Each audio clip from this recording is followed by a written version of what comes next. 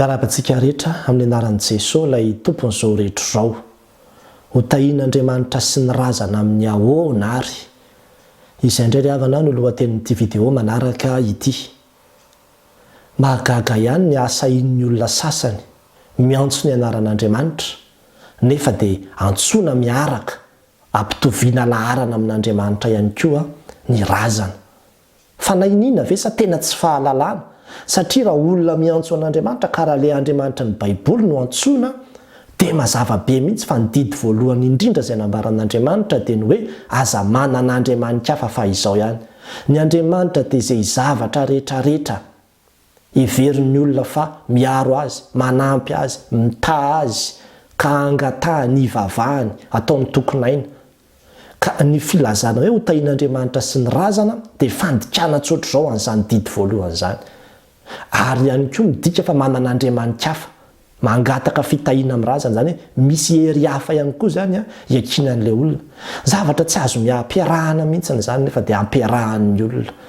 Matetika dia ny olona mbola tena manompo sampy no manao an'io, ary tena fanompoan-tsampy mihitsy ilay izy satria araka ny fanambarako teo ny atao hoe sampy dia izay zavatra rehetra heverin'ny olona ho tokonainy, mitaha, miaro, manampy azy. Ka ny filazana zany hoe ho tahian'Andriamanitra sy ny razana dia midika hoe manompo sampy ilay olona amin'izay fotoana izay. Manompo sampy ilay olona amin'izay fotoana izay. Raha jerevanao ny Baiboly mazava be any ambarany any amin'ny Apokalipsy izao toko 7:10 dia misy tantara i Jaona dia nivavaka tamin'ny anjely izy. Ambarany amin'ny 9:10 manao hoe dia nenkohaka teo amin'ny tongony aho ka nivavaka taminy ary hoy izy tamiko tandremo, aza manao izao fa mpanompona manao ihany aho sady namandreo rahalanao izay mitana ny filazanan'i Jesosy. Andriamanitra ihany no hivavao. Andriamanitra ihany no hivavao izy. Mazava be anie zany na dia ny anjely any an-danitra aza. Anjely tsy azonao hivavahana, tsy azonao angatahana.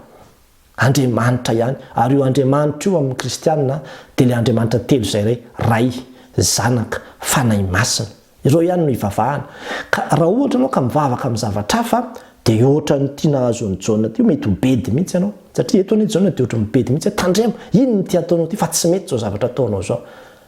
Nefa dia amin'izao fotoana izao dia be dia be mihitsy ny zavatra izay hivavahan'ny olona. Raha ohatra ny olona ka tena mivavaka hoe izay safidy, ohatra ny any Inde zao dia misy communauté, misy vondron'olona mivavaka ary zareo amin'ny ombivavy. Aminy dia misy fanahan'Andriamanitra manjatony no anatin'ny ombivavy dia mivavaka amin'ny ombivavy izy. Hoaniny mihitsy ny maloton'ireo ombivavy ireo. Milona ao anatin'izany izy tena hoe ireo zany ny tompony. Raha tena izay ny tompony, izay ny safidiny, safidy io izay tianao hivavahana sy ho tompony.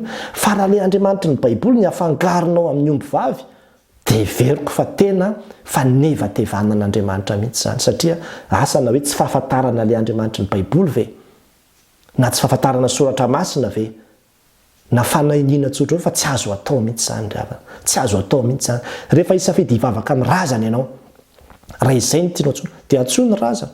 Fa ny Andriamanitra ny Baiboly tsy azo ampidirina ao anatin'izany mihitsy satria tsy miaraka zany. Indraindray ny olona sasany dia any am-panompoana sampy any, manao sorona sy joro samihafa any dia mamaky Baiboly, mihira mihitsy dia mivavaka any rehefa any. Fa mitahana fotsiny izany fa miteny amintsika fa zavatra tsy miaraka mihitsy ny fivavahana sy ny fanompoan-tsampy. Zavatra tsy miaraka ary zavatra tena tsy tian'Andriamanitra ny fanompoan-tsampy. Fa ny fitondrana ny fivavahana anatin'ny fanompoan-tsampy dia ahafahana manajamba ny sainao fotsiny mba hilazana aminao hoe misy fivavahana ao, misy an'Andriamanitra ao. Fa tsy ahitan'Andriamanitra anatin'ny fanompoan-tsampy izany mihitsy ny olona satria Andriamanitra dia mankahala ny fanompoan-tsampy. Izy ihany no hivavahana, izy ihany no mpiaro, izy ihany no Andriamanitra tokony ho tompony. Ary ao anatin'izany na iza dia tsisy azo hivavahana mihitsy ny olona.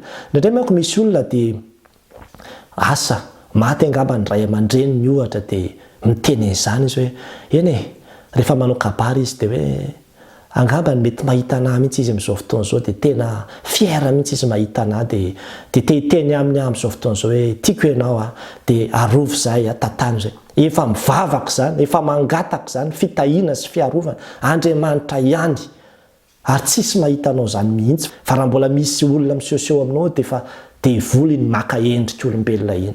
Fa raha olona efa maty izy dia tsisy ifandraisany amin'ny velona intsony maty. Tadidio zay ry havana. Tsisy ifandraisany amin'ny velona intsony maty.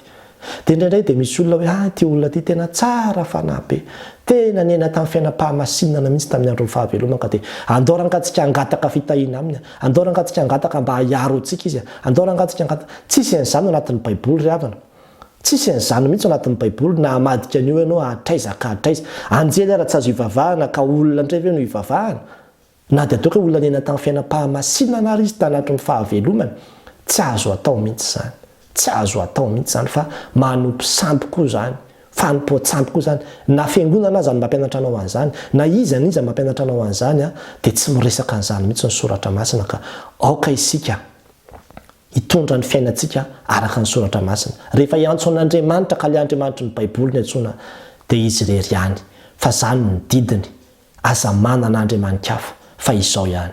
Tsy miankohaka isika na mangataka fitahiana amin'ny vato, tsy miankohaka ny kristianina na mangataka fitahiana amin'ny vatakazo.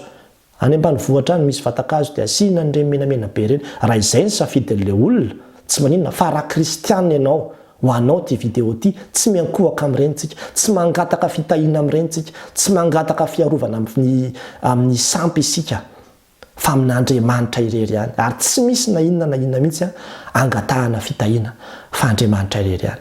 Be dia be ny zavatra izay tompon'ny olona sy ivavahany, fa ny antsika raha kristianina anao ka ilay Andriamanitra ny baiboly no antsoinao dia izy tsy azo afangarongaro amin'ny zavatra hafa mihitsy. Ka tsy mety mihitsy ny filazana ho tahian'Andriamanitra sy ny razana. Ary marina foana ilay fiteny hoe raha mitany ny razana ny kambotiny manan-karena indrindra. Ho an'Andriamanitra irery ihany ny voninahitra raha efa tafalatsaka tamin'izany ianao mibeba, miova. Amen.